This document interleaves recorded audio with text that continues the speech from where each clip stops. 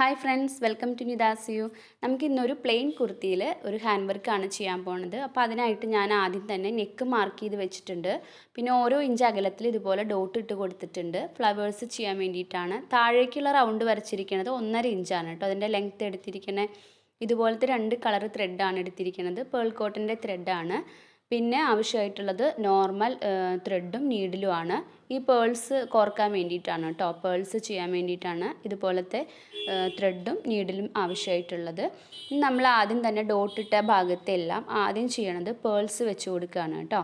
അപ്പോൾ ഏറ്റവും ചെറിയ നീഡിൽ വേണം ഇതെടുക്കാനായിട്ട്. അതിന് ശേഷം നമുക്ക് ഫ്ലവറും ചെയ്തെടുക്കാം.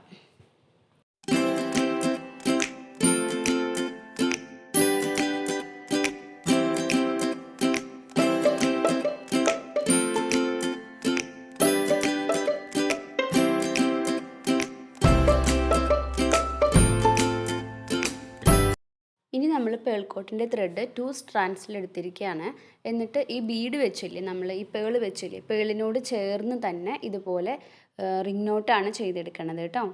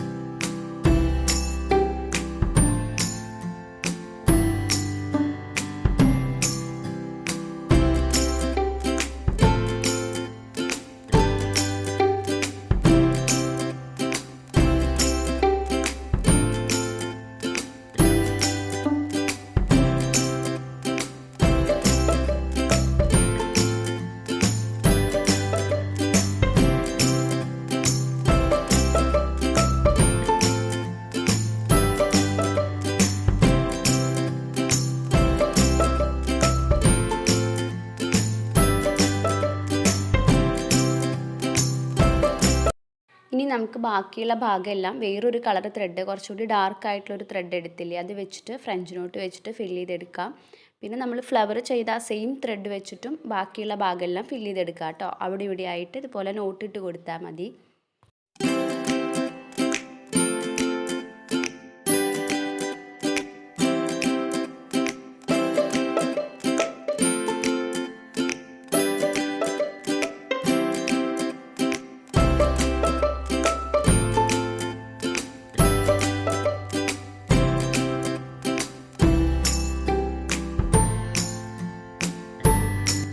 ബാക്കിയുള്ള ഭാഗത്തെല്ലാം നമുക്ക് പേൾസാണ് വെച്ച് കൊടുക്കുന്നത്. പേൾസ് വെച്ചിട്ട് ഫില്ല് ചെയ്തെടുക്കാം കേട്ടോ.